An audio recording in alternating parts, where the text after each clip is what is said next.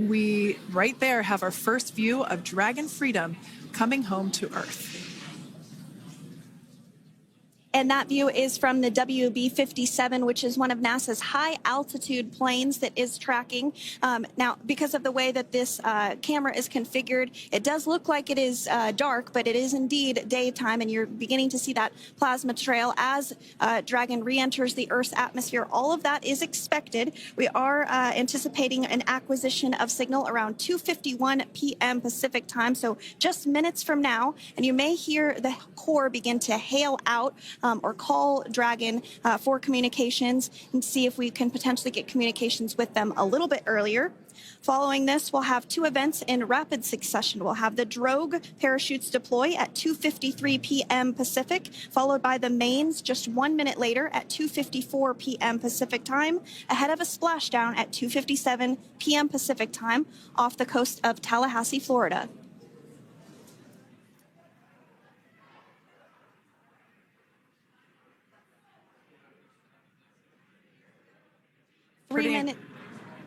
Pretty incredible views of the Dragon spacecraft making its way home back to planet Earth with the Crew 9 astronauts on board.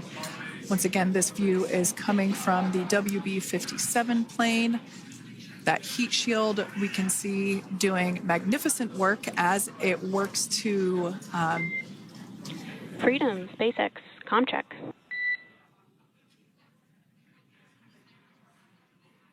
All right, we're going to start hearing the SpaceX Crew Operations Resource Engineer. SpaceX Freedom is with you. 4.16. Enjoying the ride. Copy that, Freedom. Great news there from Commander Nick Hague reporting back. We see a healthy flight computer. Expect automated chute deployment. Freedom copies. Like we said before, things moving very quickly as Dragon Freedom makes its way home. Next event coming up will be deployment of the drogue parachutes. This occurs around 18,000 feet. GPS has converged. Expect nominal altitude for drogue chute deployment.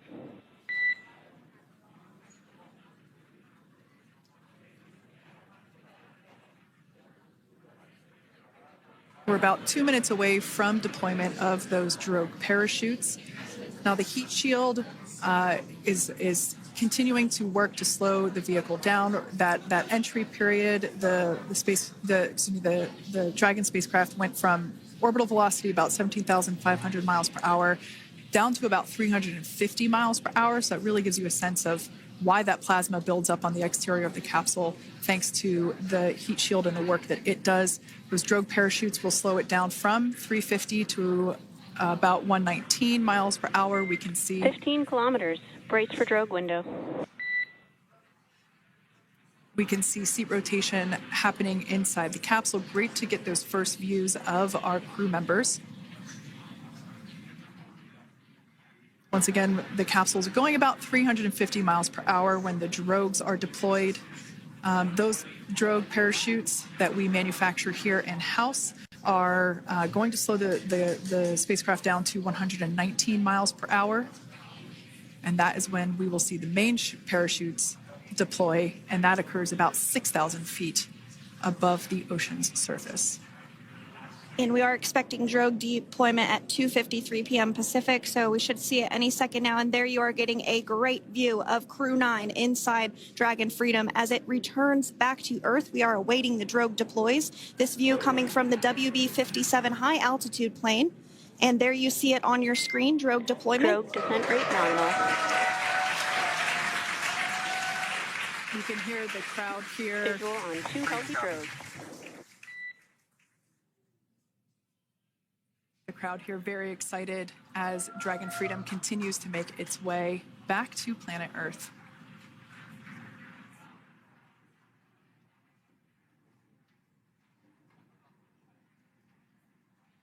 Next up, we'll stand by for the main deployment of the parachutes. The mains are quite a bit larger. You'll be able to notice the difference on your screen once they deploy, and they continue to ensure that the Dragon spacecraft slows down even further. As we mentioned, Freedom will be traveling 16 miles per hour when it splashes down off the coast of Tallahassee, Florida, here at 2:57 p.m. Pacific time this afternoon. And there we go. We have visual on 4 healthy mains. That view was from inside. Freedom copy. That view was from inside one of the buckets where the parachutes are located. So we see a great view there of the reefing on those parachutes. And as those main parachutes begin to inflate fully, 4 beautiful, healthy mains. Now awaiting visuals of splashdown. Freedom, 1,000. We'll start to hear Commander Nick Hague. Copy, 1,000. As we heard right there, Commander Nick Hague will be calling out the altitude of the Dragon capsule from here on out. Landing in water is simpler and provides more margin against unlikely parachute issues. You can see those parachutes continuing to slow the Dragon capsule down. And if you're just joining us, you're looking at 800 meters. a live view of Crew 9, just minutes away from splashing down off the coast of Tallahassee, Florida. Splashdown 2 minutes from now at 2:57 p.m. Pacific. We do have 4 healthy mains really doing the job there. Just breathtaking views of a calm, glass-like ocean off the coast of Tallahassee, Florida. Crew 9 just minutes away from splashing down. This is really such an incredible shot. Copy, 600. That was a live view from our recovery vessel, Megan, which is stationed a couple miles away from the splashdown site. We can see the crew there using their restraints as resting places for their arms. They were just in space moments ago, so their arms were able to float freely. 400 meters. This is a gorgeous bluebird day here that we have for the splashdown of Crew 9. It's incredible to think that the Dragon capsule just minutes ago was going over 17,000 miles per hour, and now gently coasting to a soft splashdown. 200. Copy, 200 meters. Brace for splashdown.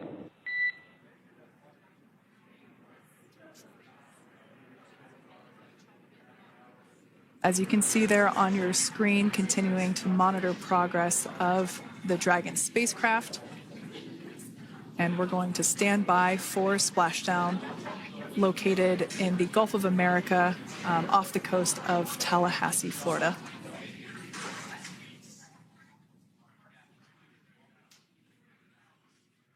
And splashdown. Crew 9 back on Earth.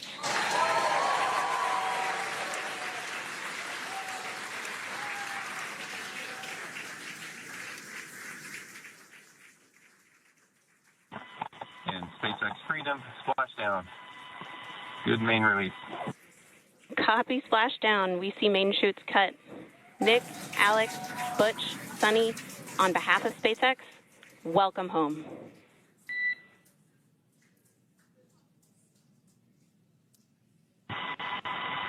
It is an amazing, what a ride. I see a capsule full of grins ear to ear.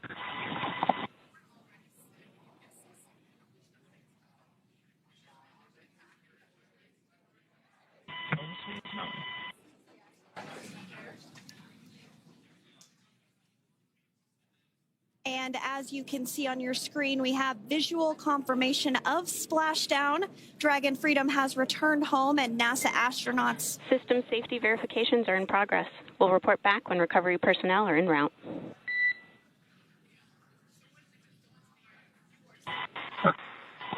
Understand. And, we're in section 2, 4.800 landing response. And looking for your words on if it is necessary.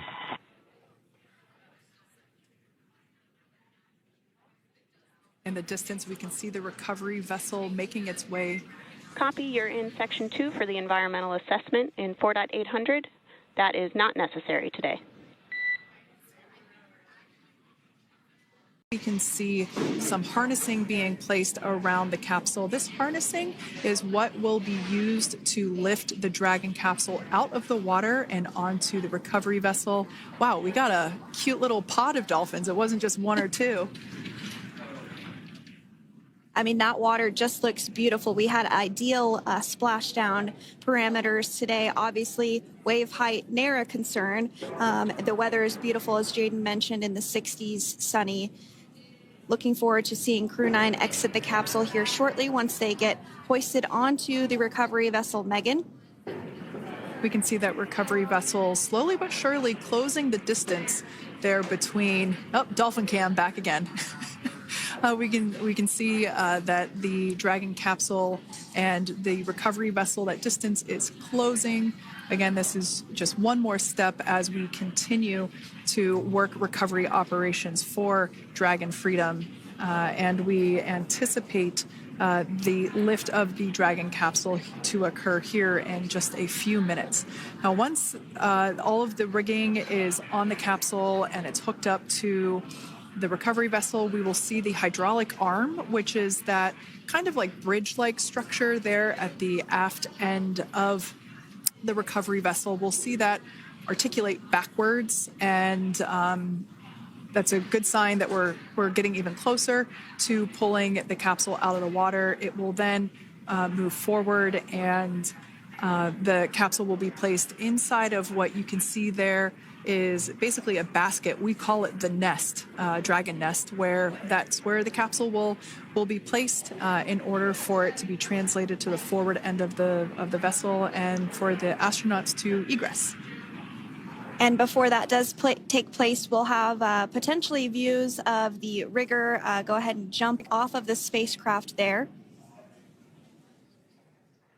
That typically occurs when the spacecraft is a little bit closer to the recovery vessel, and we usually get a really good view of that particular operation from one of the onboard cameras from the recovery vessel. That is an operation that I have a lot of respect and admiration for, that individual that does that.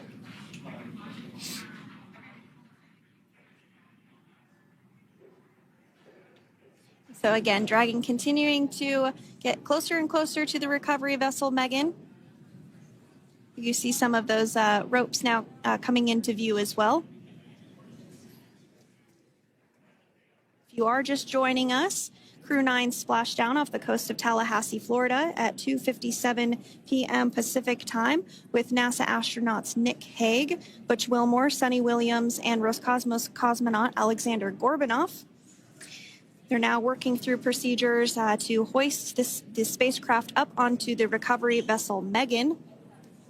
We just saw that hydraulic arm get lowered into the lifting position. That arm will be the mechanism that is utilized to lift Dragon up and out of the water and into the nest located there at the aft end of the recovery vessel. And the recovery vessel being used today is, as we mentioned multiple times, is named Megan, but that's actually after NASA astronaut Megan McArthur, who flew on Crew 2 a couple of years ago.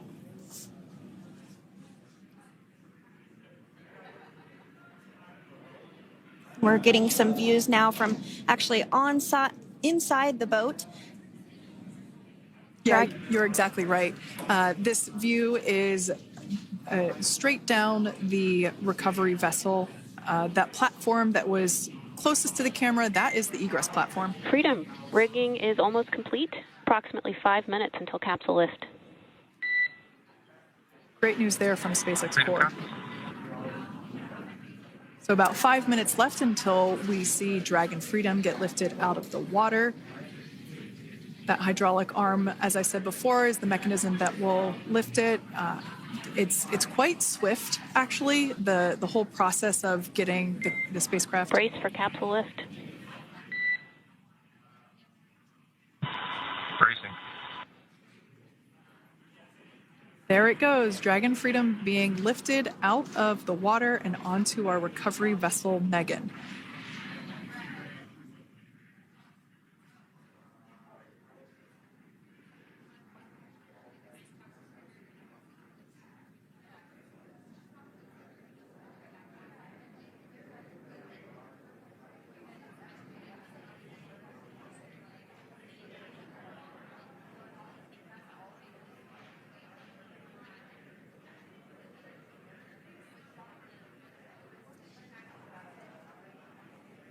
So once securely on...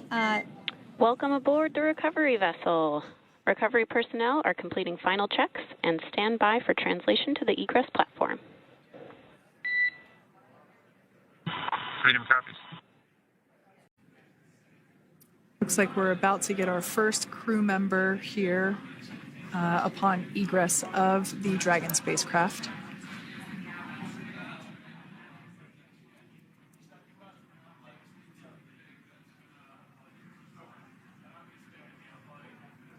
So we are standing by for that egress. Outside of Dragon, you do see one of those stretchers. This is the expected procedure as the crew will be taken to medical facilities following their exit from Dragon.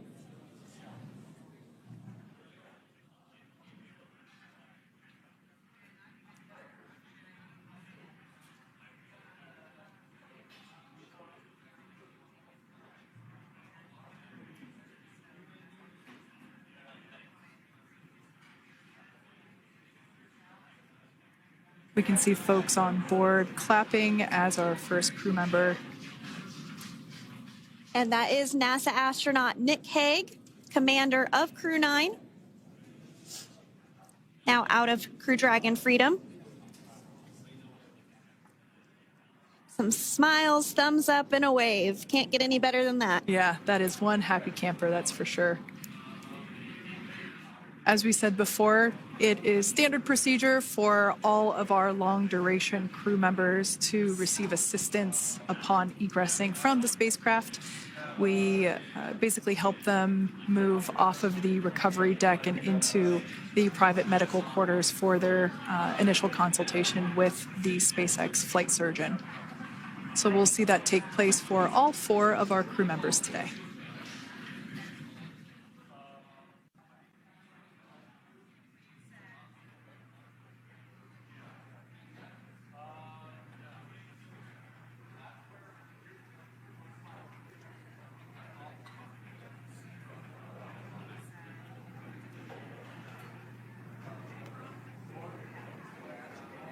And we are standing by for the next crew member to exit Freedom.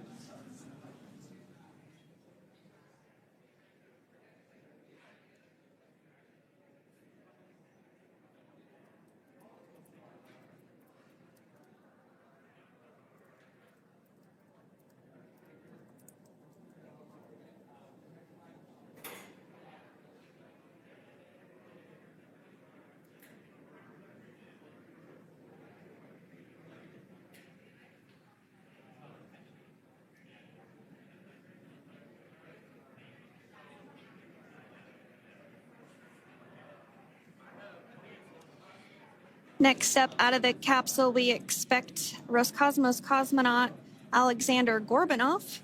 His first space flight. Spent 171 days in space alongside NASA astronaut Nick Hague. Looks like we're getting some cheers and clapping on board as Alexander is slid down the little ramp and placed into the mobility aid. Once again, big smile.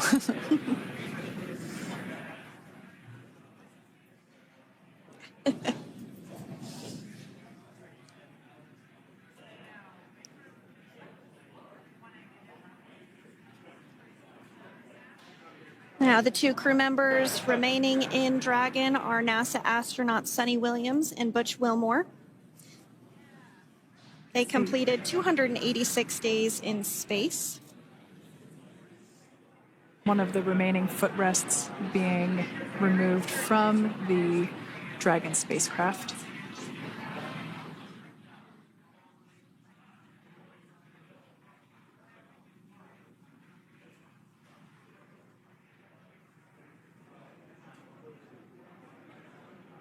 As I said before, we generally try to have the crew members that are located in the 2 center seats aboard Dragon, and we like to have them egress first if possible, as it creates a little bit more movable working room inside the spacecraft.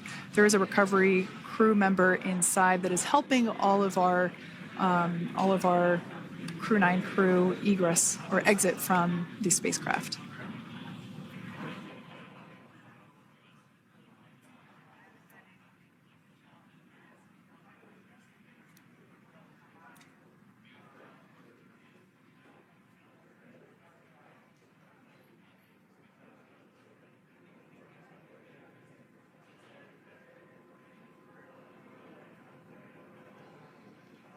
We are standing by for the next crew member to egress or exit Crew Dragon Freedom following the splashdown not even an hour ago at 2:57 p.m. Pacific time.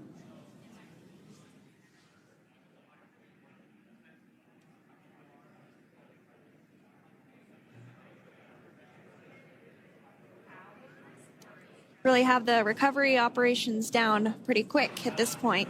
Yeah, it's pretty incredible to think that, just 5 years ago when we were doing the initial demonstration missions of the Dragon for Crew Dragon, that now we're under about 30 minutes for, to retrieve the spacecraft from the water, and just several minutes here while it's been on board, and to get everyone, really to get that side hatch open.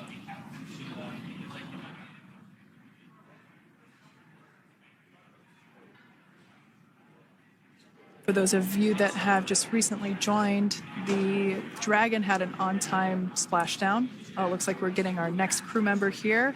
That is none other than Sunny Williams. Big smile, big waves. She, like her other crew members, now will be assisted onto the mobility aid.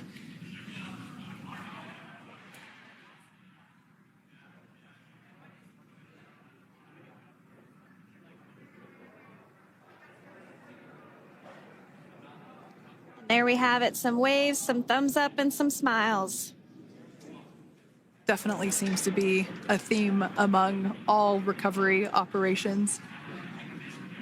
Absolutely. And of course, that leaves NASA astronaut Butch Wilmore inside Dragon in seat 4.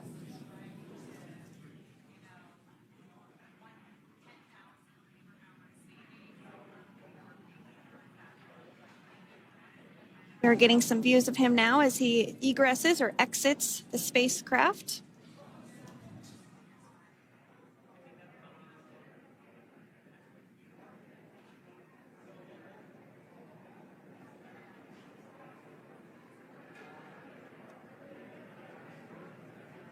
Once again, some elation and cheers there from Butch Wilmore.